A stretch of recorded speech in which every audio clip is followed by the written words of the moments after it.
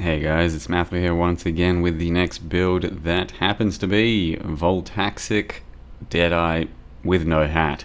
I wanted to reuse Voltaxic, or basically I wanted to play Voltaxic twice this league, one as a cast on crit battle mage and one as an actual just bow character, hit base and make it nice and punchy and fast and have big shocks based off of the attack of the skills instead of any sort of spells. And with that, it kind of makes you want to do Lightning Arrow, because Lightning Arrow has more shock percent chance stuff base as well. And on top of that, another lightning skill to incorporate is Storm Rain. Off of a totem though, so with our clear using Lightning Arrow, and then can use Lightning Arrow with Barrage for single target, and then a totem down for Storm Rain goodness, which stacks up really well. I've been a big fan of Storm Rain ever since it came out, and it does some really good damage. But the big angle to this one is no hat, which is Dance with Death from the Brutal Restraints Keystone. That gives you lucky crit chance and lucky damage, but then you also take lucky crit damage, so just don't get hit, don't get crit, or make yourself crit immune if you really want to. So the benefit of lucky is it essentially rolls your damage twice or rolls your crit twice and then takes the best outcome. So it means that if I have something like 50 crit, I'll probably have something like 70 to 75% instead, because it rolls the damage twice. And that's particularly useful on really big ranges like lightning damage, like Voltaxic, because you've got like 1 to 700 damage and it low rolls on a hit, then, well, you've hit for like 2. But if you roll twice and one of them was a 2, one of them's a 700, then you have just then profited 690 damage or some shit, right? Just because you got to roll the attack twice.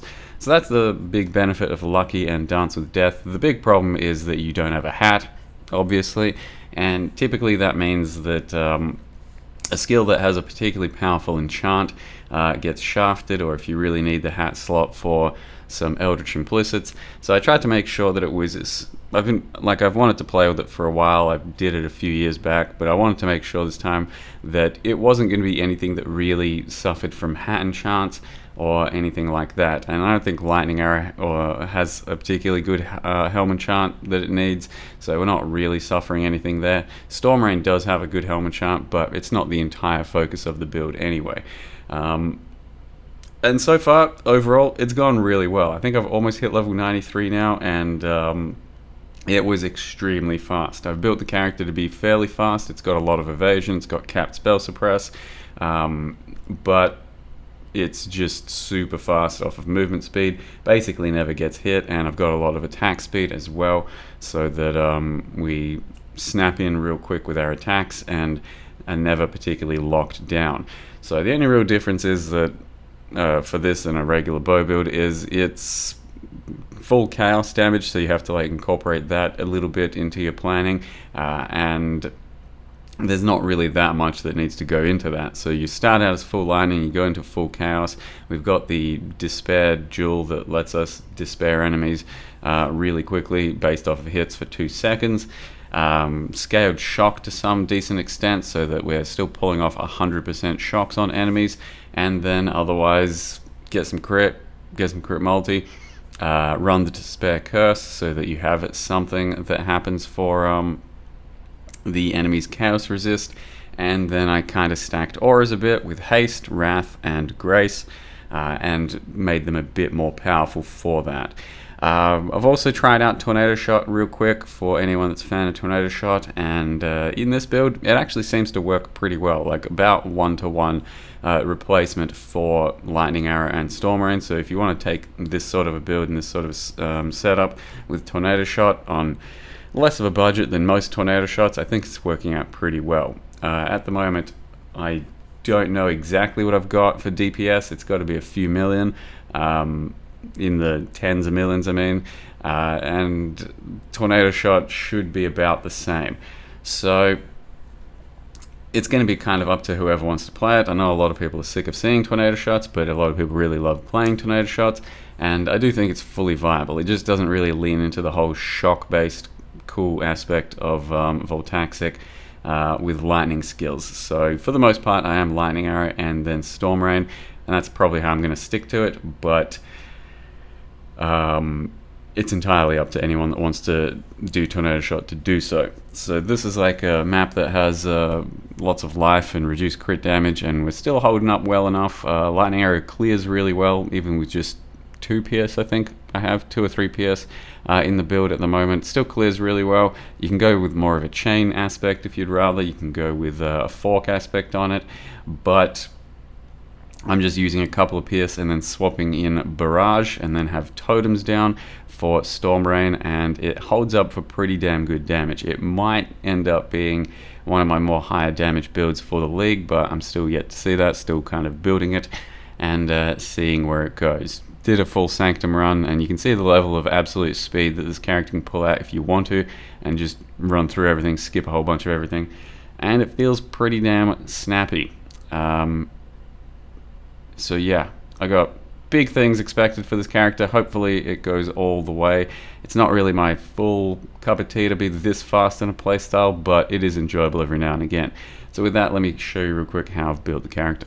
So here's the character at the moment, level 92, almost 93, Mathilwino hat, which was, you know, just preempting the questions that would follow for this character. I do still have a hat on, but it is disabled. Just put a gold rim there. You can actually still level gems in like a disabled item like this if you wanted to, and it also lets me put on hat MTX still. So that's basically the functional purpose of still having a hat there.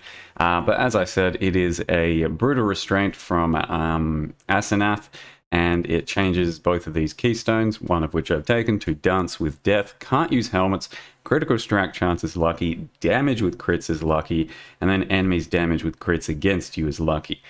So then it says lucky things are rolled twice and the best result used. It's pretty damn powerful for getting a lot of crit and for a lot of damage, when, as you can see, my damage range here at the moment is 400 to 8,000.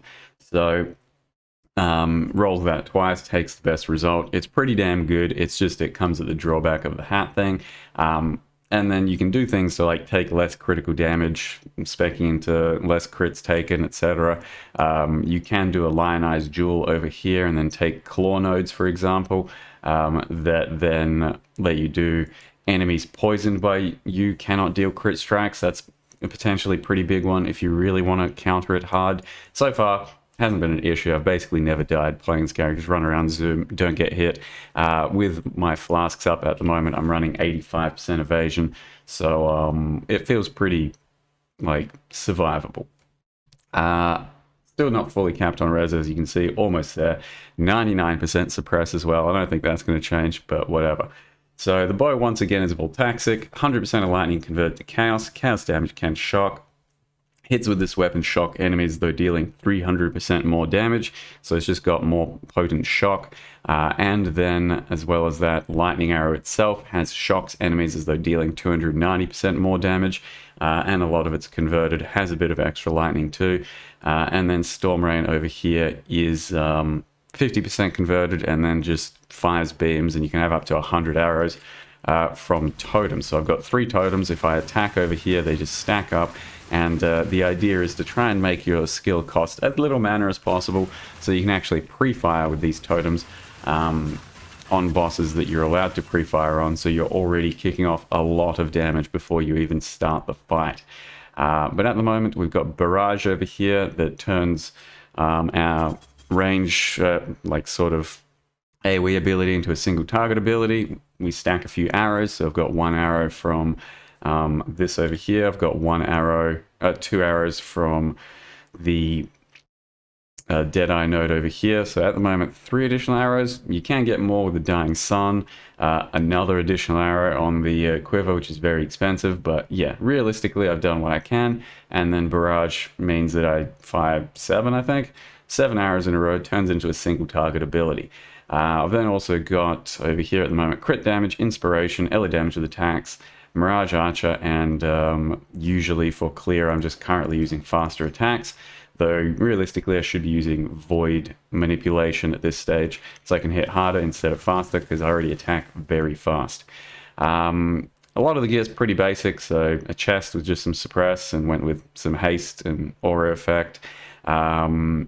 Gloves that have attack speed and focused attack speed. I wouldn't say it's very important. The focus button isn't pressed too often, but yep, that thing. And then I finished the gloves off for prefixes with some life and crafted a pierce on there, and then used an implicit for Eater of Worlds for another pierce. If you even go higher with it, you can ramp it up to have 2 pierce, so then you can get 3 pierces just from your gloves. Or even if you did it a different route and didn't have the focus veil on there, unveiled prefixes for 2 additional pierce, you can have 4 pierce from your gloves if you really want. A belt that has some strength, reduced flask charges used. I grabbed +3, so +1 socket, +2 AoE, 3-step assaults for like 50C or something. Once again, I've used this technology once last league, I think.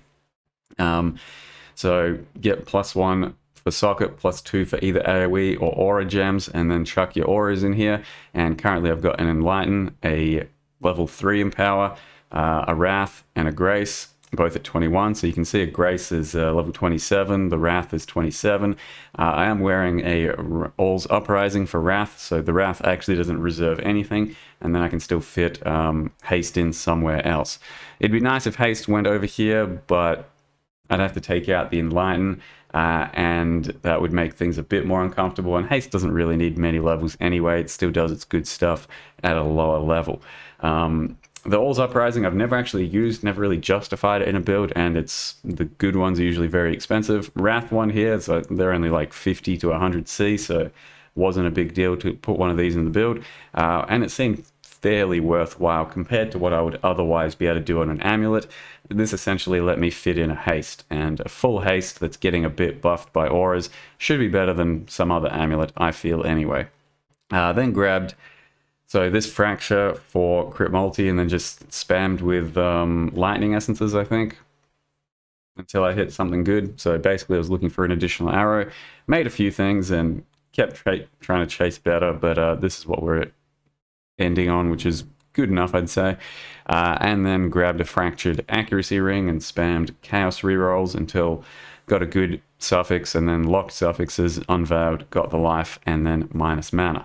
And then this ring I just actually bought, which has minus mana on it, some life, bit of resists. I tried to slam something, I slammed int, and tried to Val, and nothing happened. So it's not the best ring, but it serves a purpose, and yeah. That's basically the character there. So we have a self-cast Despair, and that helps wither things a lot with this, but the problem is, like, wither's still good, but when you already deal 100% increase to enemies through shock, then withered becomes less powerful, but it's still very much good and useful in this build. We have an additional curse up there, we have 15 effective shock over there, we do auras, and otherwise it's kind of a typical bow build, I think. Get a bit of ailment effect, and I was strongly considering doing like a cluster, or maybe revamping the tree in other ways. I think there are other ways to build this, going far shot, endless munitions, gathering winds, and focal point. And so far that's the build. I think it should end up being pretty good, a good example of a bow character, and Voltaxic seems pretty powerful to me as a end game weapon at the moment. The update to it really helped it out, and I think it's going to be one of the cheaper bow characters you can put together for an end game setup, but we'll see how that goes when I get to proper end game. For now though, thank you very much for watching. See you guys next time.